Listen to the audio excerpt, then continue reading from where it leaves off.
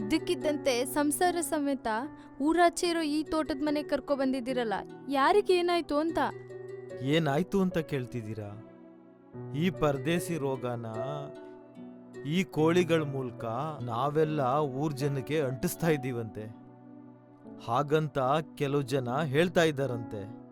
ಅದಕ್ಕೆ ಗೌಡ್ರು ನಾವು ಊರಲ್ಲಿ ಇರಬಾರ್ದು ಅಂತ ಆದೇಶ ಮಾಡಿದ್ರು. ಅದ್ ಹೆಂಗ್ ಹೇಳ್ತಾರವ್ರು? ಹೇಳಿದವ್ರು ಯಾರಾದ್ರೂ ನೋಡಿದ್ರಂತ? ಸುಖ ಸುಮ್ನೆ ಆದೇಶ ಮಾಡೋದು. ಯಾರೋ ಎಲ್ಲೋ ಒಬ್ಬ ಕಳ್ತನ ಮಾಡ್ದ ಅಂದ್ರೆ ನಮ್ಮನ್ನೇ ಕಳ್ರು ಅಂದ್ರೆ ಹೆಂಗದು? ನೀವ್ ದಬಾಯ್ಸ್ ಕೇಳ್ಬೇಕಿತ್ತು ರೀ. ನಾನಾಗಿದ್ರೆ ಕಪಾಲಕ್ಕೆಲ್ಡ್ ಹೊಡ್ದ್ ಕೇಳ್ತಾ ಇದ್ದೆ. ಎಲ್ಲಾ ತರ ಕೇಳಿದ್ದಾಯ್ತು.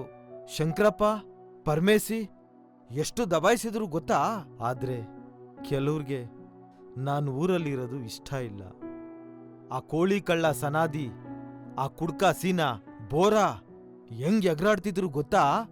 ಚೋಡ್ದು ಸತ್ಯ, ಸುಳ್ಳು, ದಗ, ಮೋಸ ಬಾಳ ಕಾಲ ಉಳಿಯಕ್ಕಿಲ್ಲ. ಸತ್ಯ ಯಾವತ್ತಿದ್ರೂ ಸತ್ಯನೇ. ನಮ್ಮಿಬ್ರದ್ದು ಹೆಂಗೋ ನಡೀತದೆ.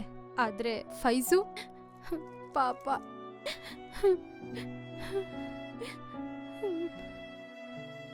ನಾನು ಏನ್ ಮಾಡ್ಲಿ ಬೇಗಂ? ಫೈಜೂನ ನಿಮ್ ಸಂಬಂಧಿಕರು ಮನೆ ಕಡೆನೋ ನಮ್ ಸಂಬಂಧಿಕರು ಮನೆ ಕಡೆನೋ ಕಳ್ಸೋಣ ಅಂತಂದ್ರೆ ಇಂಥದೇ ಪ್ರಸಂಗಗಳು. ಈ ಹಾಳಾದ ರೋಗ ಎಲ್ಲೆಲ್ಲೂ ಇದೇ ಕಾಟ.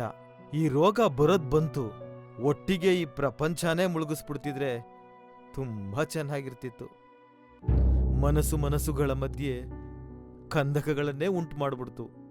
ತಂದೆ, ತಾಯಿ, ಬಂಧು ಬಳಗ ಎಲ್ಲರ ಮಧ್ಯೆ ಗೋಡೆ ಕಟ್ಬಿಡ್ತು. ಯಾರೂ ಯಾರನ್ನೂ ನೋಡ್ತಾ ಇಲ್ಲ, ಯಾರನ್ನೂ ಮಾತಾಡಿಸ್ತಾ ಇಲ್ಲ, ಯಾರೂ ಹತ್ರಕ್ಕೂ ಸೇರಿಸ್ತಾ ಇಲ್ಲ.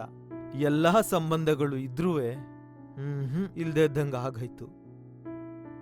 ಏನ್ ಮಾಡಕ್ಕೂ ಆಗಲ್ಲ, ಅನುಭವಿಸ್ಬೇಕು ಅಷ್ಟೇ. ಶತ್ರುಗಳು ನಮ್ನ ಎಷ್ಟೇ ಕಷ್ಟದಲ್ಲಿ ಸಿಕ್ಕಾಕ್ಸಿದ್ರು ಕಷ್ಟ ಒಂದಷ್ಟು ದಿನ ಅಷ್ಟೇ ಅನ್ಭವಿಸ್ಬೇಕು.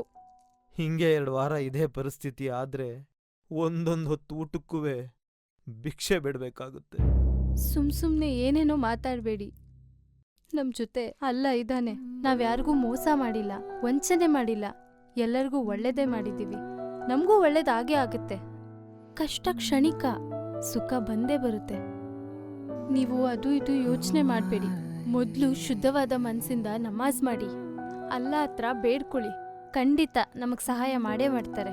ನನಗ್ ವಿಶ್ವಾಸವಿದೆ.